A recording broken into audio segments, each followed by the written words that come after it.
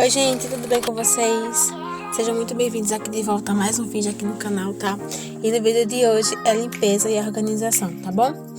Espero muito que vocês gostem do vídeo e vamos lá. Se você já gosta desse tipo de vídeo, você se inscreve, curta.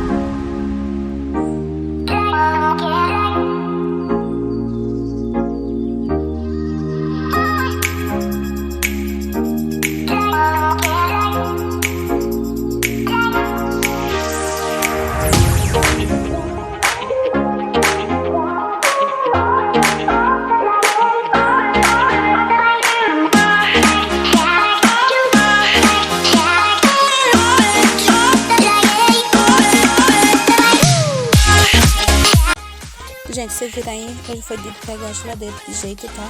Retirei todas as peças dela, limpei por dentro também. E para limpeza dela eu uso apenas detergente, tá?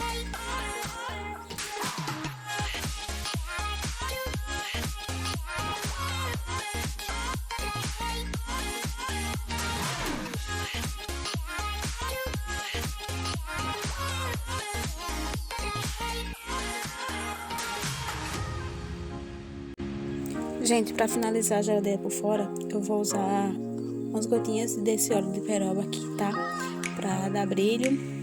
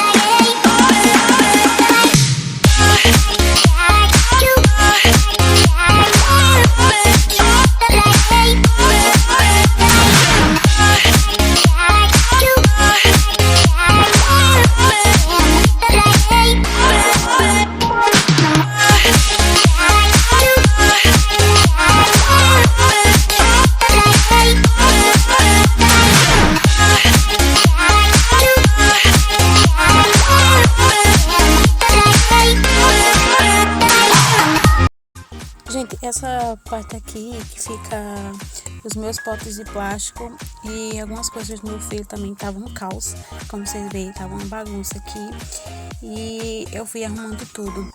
Separei os potes de plástico do maior para o menor e ao lado eu coloquei um potinho daqueles de sorvete, sabe? Com as tampinhas dentro, para ficar tudo bem organizadinho.